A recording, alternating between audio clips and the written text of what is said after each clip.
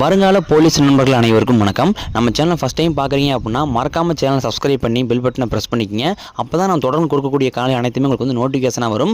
தேர்வர்களுக்கு பார்த்தீங்கன்னா வந்து மிகப்பெரிய குழப்பம் என்ன அப்படின்னு பார்த்தீங்கன்னா, ரிசல்ட் வந்து எப்போ தான் வெளியிடுவாங்க. 2023 நடந்த எக்ஸாமுக்கு 2024 வந்து முடிய போகுது. இன்னுமே வந்து ஓவரால் ரிசல்ட்டே வந்து வெளியிடாமல் இருக்காங்க. இதுக்கப்புறம் மெடிக்கல் இருக்குது, எக்கச்சக்கமான ப்ராசஸ் எல்லாமே இருக்குது. கிட்டத்தட்ட 2025 வந்துடும் போலே அப்படின்னு தான் நிறைய மாணவர்கள் வந்து குழப்பத்தில் வந்து இருக்காங்க.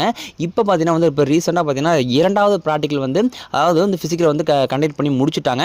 அதில் பார்த்தீங்கன்னா வந்து நிறைய பேர் டவுட் என்ன அப்படின்னா, அந்த 56, 57, 58 மார்க், அதாவது ரிட்டனில் வந்து இவ்வளோ மார்க் எடுத்த நம்பரில் வந்து மீண்டும் வந்து கூப்பிட்டுருந்தாங்க.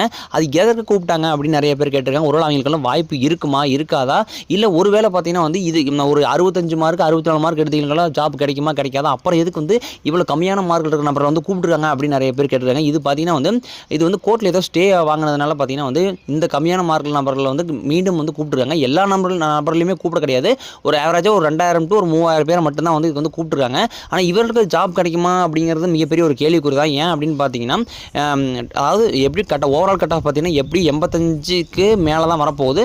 அபோவ் வந்து 85 to ஒரு 90 மார்க்குள்ளே இருந்ததுன்னா கண்டிப்பாக கிடைக்கும். அதோட குறைவான மார்க் நீங்கள் வச்சுருந்தீங்க அப்படின்னா உங்களுக்கு வந்து ஓவராலில் கண்டிப்பாக வந்து மார்க் வந்து ரொம்ப குறைவாக தான் வரப்போகுது. ஏன் அப்படின்னு பார்த்தீங்கன்னா, இந்த தடவை கொஸ்டின் கூடிய தரம் பார்த்தீங்கன்னா வந்து ரொம்பவே எளிமையாக இருந்தது. அதனால் பார்த்தீங்கன்னா எல்லாருமே வந்து மேக்ஸிமம் நம்மளுக்கு தெரிஞ்ச சர்க்கிளில் பார்த்தீங்கன்னா எல்லாருமே வந்து 65க்கு மேலே தான் வந்து எக்ஸாமில் மார்க் நல்லாவே ஸ்கோர் பண்ணியிருக்காங்க. குறைஞ்சபட்சம் 63க்கு மேலே எல்லாமே நல்லா எடுத்துட்டாங்க. அப்படிங்கும்போது ஃபிசிக்கலும் எல்லாமே பார்த்தீங்கன்னா ஓரளவுக்கு நல்லாவே ஸ்கோர் பண்ணி வச்சிருக்கிறதுனால கண்டிப்பாக 84, 85 மார்க் வந்து ஓவராலே வராங்க. அப்படிங்கும்போது இவ்வளோ மார்க் நீங்கள் வச்சிருந்தா மட்டும் தான் இந்த மாதிரி வந்து ஜாப் கிடைக்க அதிக வாய்ப்பு இருக்குது. இனிமேல் பார்த்தீங்கன்னா வந்து நம்மளுக்கு கிடைச்சக்கூடிய தகவல் என்ன அப்படின்னு பார்த்தீங்கன்னா, இன்னும் 1 வீக்குள்ளேயே உங்களுக்கு வந்து ஓவரால் லிஸ்ட்டு வந்து விட போகிறாங்க. அதுக்கப்புறம் பார்த்தீங்கன்னா வந்து இந்த எஸ்ஐ நோட்டிஃபிகேஷன் சொல்லியிருக்காங்க. அதுக்கப்புறம் இந்த பிசி நோட்டிஃபிகேஷன் சொல்லியிருக்காங்க. இது வந்து இந்த வருஷமே நடக்குமா இல்லை வந்து அடுத்த வருஷம் தள்ளி போகுமா அப்படின்னு நிறைய பேர் சொல்கிறாங்க. ஏன்னா வந்து அவங்க மெமோரண்டத்தில் கொடுத்துருந்தது என்ன அப்படின்னா, ஒரு 6600+ வேகன்சி இருக்குது அப்படிங்கிற மாதிரி சொல்லியிருந்தாங்க. 2 போஸ்டிங்குமே சேர்த்து, அதாவது எஸ்ஐ கான்ஸ்டபிள் 2க்குமே சேர்த்து. இப்போ பார்த்தீங்கன்னா நம்மளுக்கு கிடைச்சக்கூடிய தகவல் என்ன அப்படின்னு பார்த்தீங்கன்னா வந்து ஃபஸ்ட் நோட்டிஃபிகேஷன் வந்து எஸ்ஐ நோட்டிஃபிகேஷன் விட போகிறாங்க. அது விட்டு 2 மாதம் to 3 மாதம் கழித்து உடனடியாக பார்த்தீங்கன்னா வந்து பிசிக்கு வந்து நோட்டிஃபிகேஷன் விட்டுருவாங்க அப்படிங்கிற மாதிரி தகவல் கிடைச்சிருக்கு.